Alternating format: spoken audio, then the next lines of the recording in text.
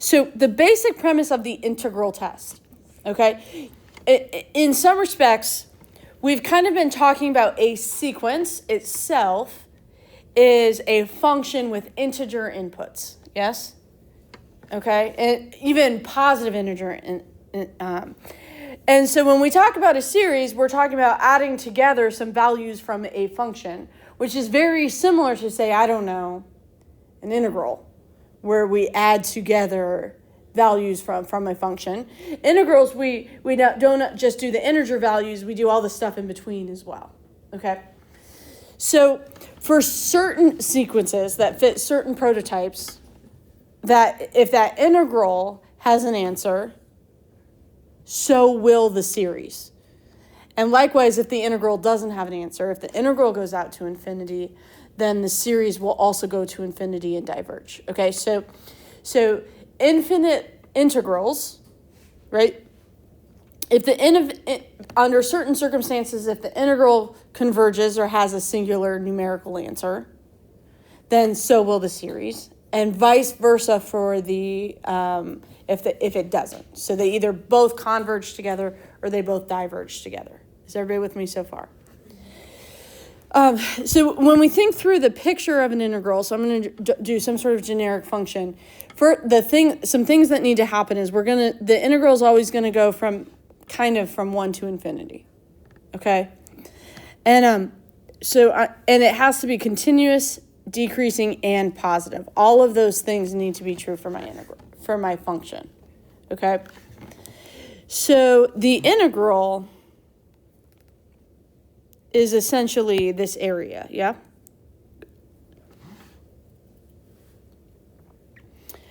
And the series would be like I'm adding together this value plus, and then if this was 2, this value, and I'm adding together not the area but singular numbers. Okay, are you guys comfortable with me saying that blue area is not necessarily going to equal the sum of all of those purple numbers?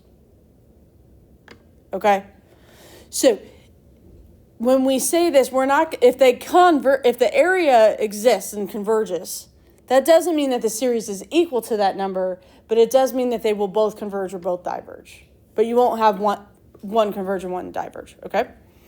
So essentially, I'm going to expect a few things. The first of which is that you're checking to see, is the function one where this will work? And like I just said, it will only work if that function is continuous on the interval, decreasing on the interval, and positive on the interval. So you can't do this with any series, only the ones where it works. Okay? All right, so as I'm looking at this, as I'm looking at, say, this particular one to decide, does this series converge? The function I would be looking at is x over x squared plus 1. And for this one, I would look at this on the interval from 1 to infinity. Because I'm adding terms 1 through infinity. So if I look at the function x over x squared plus 1, on the interval 1 to infinity, will that always be positive? Great. Is it continuous? It is. Because x squared plus 1 is never going to equal 0. Is it always going to be decreasing? In other words, as x increases, are the y values going to get smaller and smaller and smaller? Yeah, because from 1 on, the bottom is going to be rising a lot faster than the top. Great. So now what I want to do is what we have to find then is the integral from 1 to infinity of x over x squared plus 1 dx. And if that integral exists,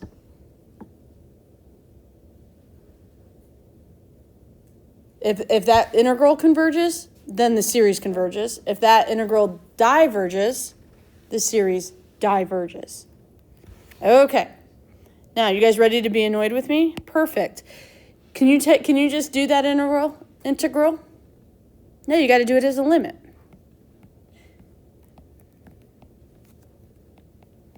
And then I know you guys remember every single integration rule that we have done. Mm-hmm. Mm-hmm. If I asked you to integrate this, you can do u sub. This is a u sub question. What would I let my u be? X squared plus 1. Du becomes 2x dx. So du over 2 equals x dx.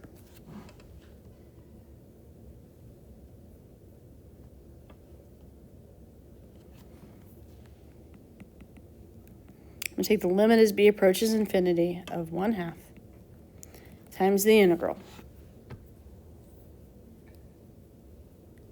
What would happen to my bounds? If I'm doing a u sub, I need to change my bounds because all of a sudden if this is out of du, I need to use the bounds on u instead. So my lower bound of 1 becomes a 2 because 1 squared plus 1. Like, so I'm finding u of 1. My upper bound will become b squared plus 1. And now I'm 1 over u du.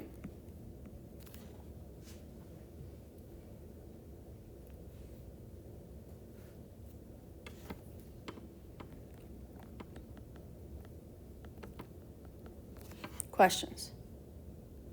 If you wanted to integrate with respect to u and then plug back in and not worry about the bounds until the end, that's fine.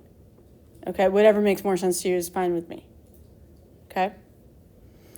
All right, so now I'm going to take the limit as b approaches infinity of 1/2. What's the integral of 1 over u? Evaluated from 2 to b squared plus 1.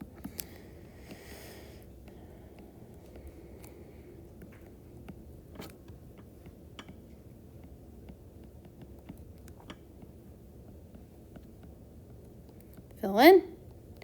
What is that limit?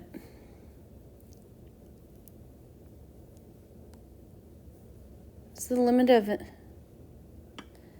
As b goes to infinity, the b squared plus 1 would become an infinity, right? That would, so, and then we're taking the natural log of that. What's the natural log of infinity? Like, as natural log goes to infinity, what's happening?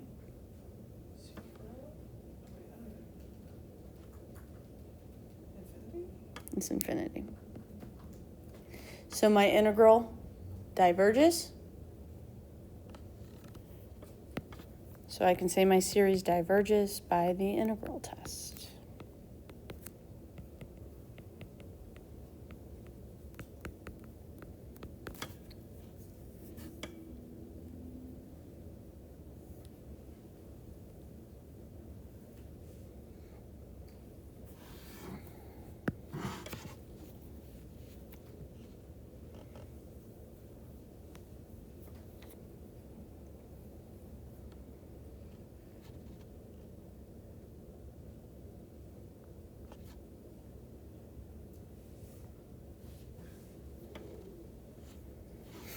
What about this one?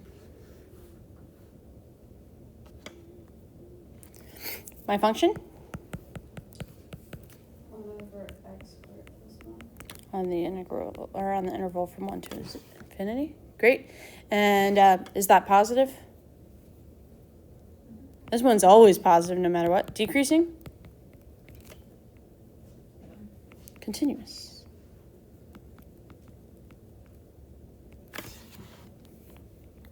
Great. And so we're looking at the integral from 1 to infinity of 1 over x squared plus 1 dx. What does the graph look like? I don't know. One of us has a graphing. Oh, wait, we both have a graphing calculator out on our desk. It looks like this. Kind of looks normal, but yeah. You guys, how do I integrate 1 over x squared plus 1? It is arctan. So now I'm taking the limit as b goes to infinity of arctan of x evaluated from 1 to b. So I'm taking the limit as b approaches infinity of arctan b. I don't know why this is the most annoying way I could possibly have written that. I started writing tangent instead of arctangent, so then I called it inverse tan because I didn't want to go through the erasing process, but now you guys are giving me this look that maybe I should have. Such a hard process that was for me.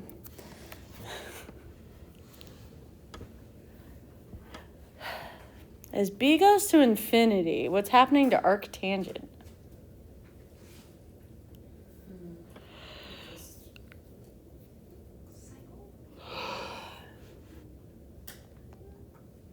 It's a beautiful question, isn't it? Like, I can't think of anything more. Talk about thinking deeply about something. Who doesn't want to talk about this at 2 o'clock on a Friday? Like, this is great.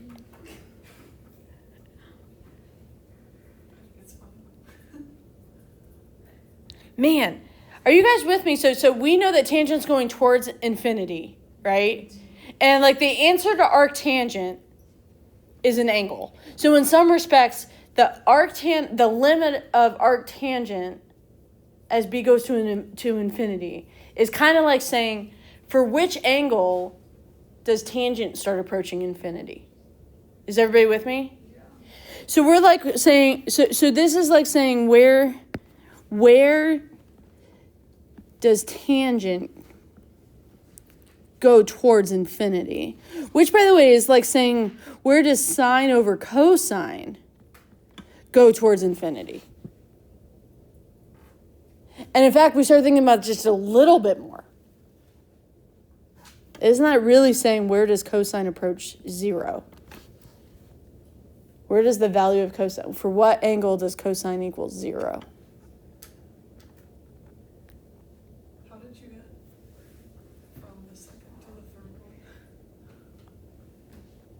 Well, a fraction approaches infinity when the bottom is equal to 0. Okay. I love this question. So does anybody have an answer for me yet? It is. Yeah.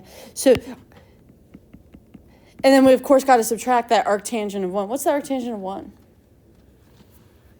Pi over 4. So I can subtract.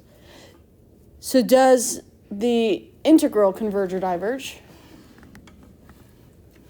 So this whole thing converges by the integral test. If you're going to say something converges by the integral test, then it seems appropriate to me that you're doing the integral and I can see your answer to said integral. How did you get from, so like, why didn't you just switch to tangent approaches infinity instead of tangent? So if I'm plugging in, like, as x is approaching infinity in arctangent, that would mean y is approaching infinity in tangent.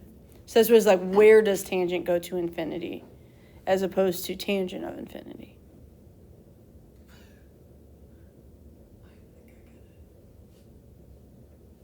Some other approaches we could take. If you graph tangent of x, tangent looks like this. Right? Arctangent is just the inverse of that, right? So we're switching all of our x's and y's. And when so for those inverse trig functions, we have very limited domains and ranges. And in fact, for inverse tan, we really only look at that, and we're switching all the x's and y's. So what ends up happening is we get a picture that looks kind of like this. This is my inverse tan. Here I have vertical asymptotes. Those exact same asymptotes become horizontal asymptotes on the inverse function. Ever good? So basically, this asymptote right here is equivalent to the value of arctangent as x approaches infinity, because x is going to the right forever. And it turns out that this asymptote happens at pi over 2 because that's where tangent is undefined. And why is tangent undefined at pi over 2? Because cosine is equal to 0 at pi over 2.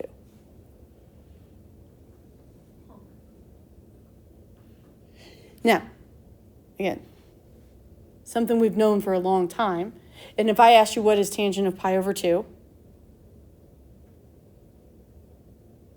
what would you do? You'd start thinking about your unit circle, yeah? Mm-hmm. And you would do? 1 over 0. Where do I have 0, which is when x is equal to 0, which, by the way, is what? Cosine. Where does x equal 0 on the unit circle? Pi over 2. Cosine is x on the unit circle. And we've come, you guys got to forgive me for this, but I got to do it, okay? And we've now come full circle. I had to do it. I had to make the pun. Yeah, let's do this one now.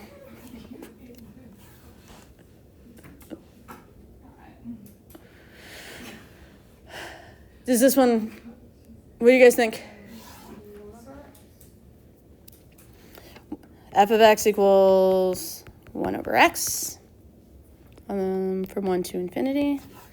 And 1 over x from 1 to infinity will in fact be positive, decreasing, and continuous. Because the only place it's discontinuous is at x equals 0. So let's go ahead and jump to, what is the limit as b approaches infinity? 1 to b of 1 over x dx.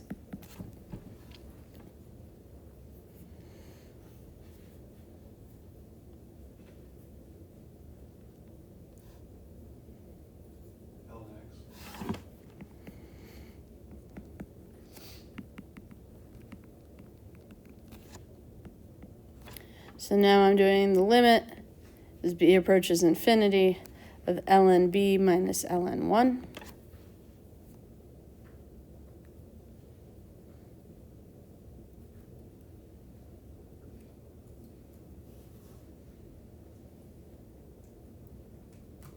Which is infinity. So what can we say about our series? It diverges. It will be helpful to remember that 1 over n diverges. Because in fact, it's going to apply to what we call next the p-series test.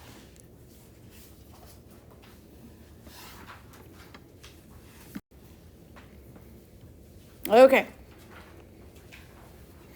A p-series is any series that is of the form 1 over n to some sort of power. Okay? So we're gonna do a real brief, like let's do 1 over n to the second power and 1 over the square root of n, which by the way is equivalent to 1 over n to the 1/2 power. And we'll do from 1 to infinity. Okay. If I jump to, for the sake of brevity, we're going to kind of jump straight to the integrals because I'm telling you right now that they're going to work for us from 1 to infinity on. Okay. That the positive, the decreasing, all that kind of stuff. Okay. So thinking through the process of integrating, and I'm going to call this from 1 to b. When I'm integrating at 1 over n squared, are you guys cool that I'm going to call that x to the negative 2 dx? And in general, so this is a power function where we're just saying x to a power, right? Okay, as all these p-series are some version of a power function. If I asked you to integrate, what's the process of integrating? The power rule for integrating is I put my exponent up by 1, and then I divide. So in this case, this becomes x to the negative 1, and then divide by negative 1.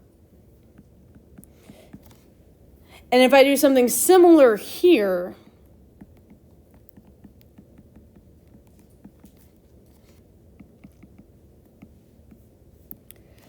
I get x to the positive 1/2 times 2. Are we all comfortable so far?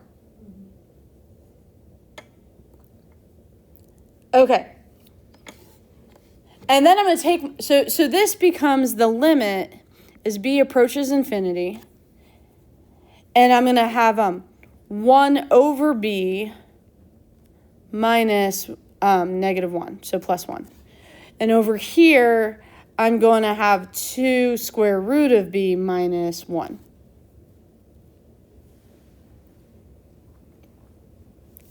Everybody's still good at kind of what's going on here as I'm kind of working these in parallel. What was the last minus one from? Because remember, we're evaluating that, so we'd be evaluating this from 1 to b. Oh. Wouldn't the other one be? Oh, this should be a 2. Would that feel better? Okay. And evaluating this from 1 to b, and for all of these, taking this limit as b approaches infinity.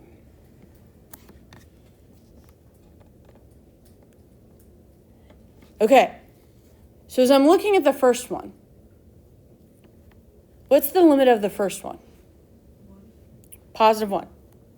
It has an answer. Whereas the second one is infinity. What about this limit? I mean, because when you think about it, we have 2 very, very similar functions. We worked them in parallel, right? What about this one made it work and this where it converges and this one diverges? What is going on with my integral here that didn't happen here? Why does this one converge? Negative exponent. The b is in the bottom, yeah? And it's in the bottom because it has a negative exponent after I add the 1. Whereas this one did not have a negative exponent after I added the 1. Is everybody with me? Mm-hmm. Okay, so now we're going to go back to why was this one negative after I added the 1? Because this was smaller than negative 1, which happens when this is bigger than 1. Is everybody good? Yeah. Okay, so we just proved the p-series test. Here's what the p-series test says. If my function is a p-series, or if my sequence is a p-series where it's 1 over n to some power, if that power is bigger than 1, the series will converge. If that power is smaller than, or 1 or less, that series will diverge. Okay? So as I look at, say, this particular example, 1 over n cubed, the first thing I would do is I look at this, as I'm looking at each of these and say, does this match one of the specific series we have so far? This one is a p-series. So I'm going to state, you guys, when I said series, somebody's Siri responded to my p-series. That's exactly what happened. And in this case, this is a p-series where p is equal to 3, which is bigger than 1. The minute I see that, I can say that this diverges by the p-series test.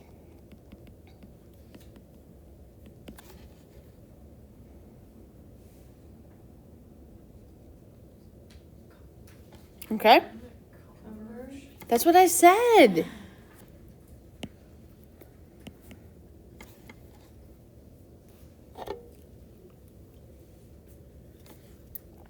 What about this one?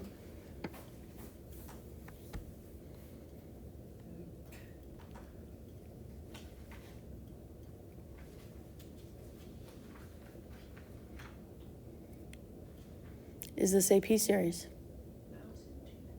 This is geometric. Because I could think of this as 1 over 0.8 to the n, because when it's 1, it doesn't matter. Yeah? So now this is geometric. R is equal to whatever that simplifies down to be, which is, by the way, 1 1/4, 1.25. And which is bigger than 1. For geometrics, bigger than 1 was diverges. So, we're going to learn a total of, I think it's 8. It might be more like 9 or 10, but I think it's 8 convergence, divergence tests. Any one of them is not that bad. Okay? What is bad is, here's my sequence, which one should I choose?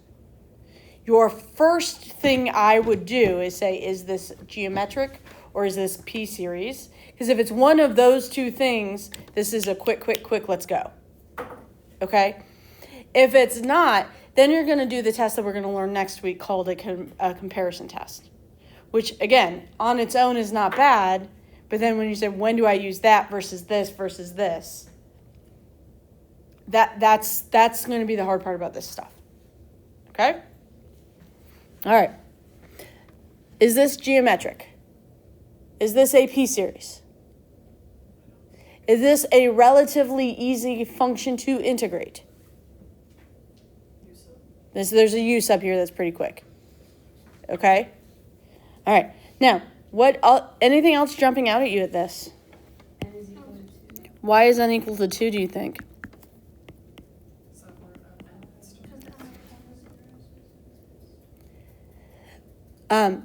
If I don't do 2 or higher, the rules of 1 divided by NL or x ln of x won't work on my, it won't be decreasing, it won't be decreasing. So now the interval where I'm looking at this function will be from 2 to infinity instead of from 1 to infinity. Take the limit as b approaches infinity. But if we're on that interval, this does in fact end up being continuous, decreasing and positive. We'll take the limit from 1 to infinity, or 1 to b, from 2 to b, of 1 over x ln x dx. We're going to let our u equal ln of x.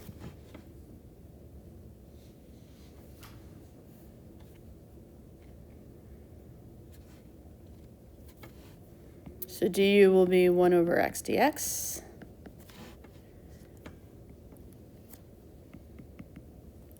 Take the limit as b goes to infinity of ln to ln b.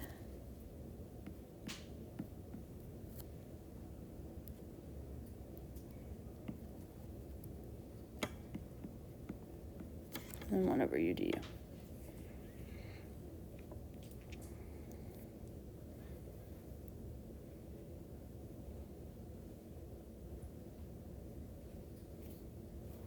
Very good.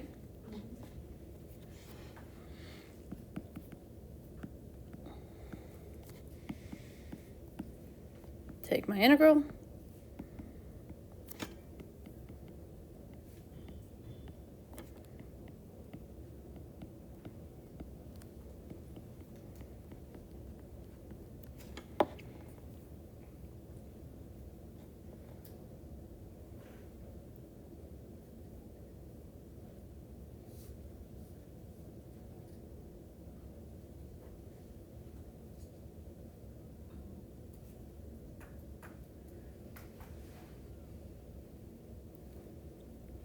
Feeling okay?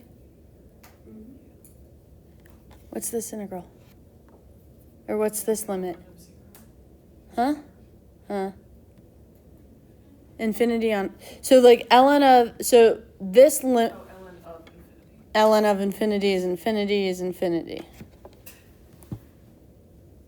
So the ln of the first infinity is infinity. Wait. The first ln of infinity is infinity, so the second ln of infinity is infinity. So my sequence diverges by the integral test.